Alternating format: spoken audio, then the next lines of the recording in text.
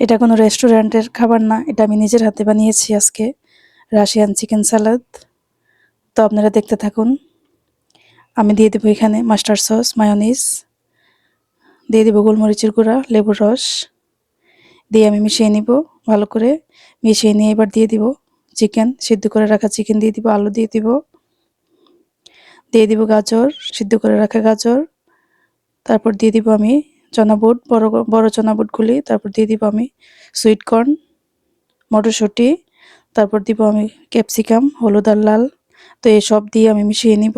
খুবই টেস্ট হয় খেতে, একবার খেয়ে দেখবেন। তো মজার মজার রেসিপি পেতে আমার চ্যানেলটা সাবস্ক্রাইব করে দিবেন।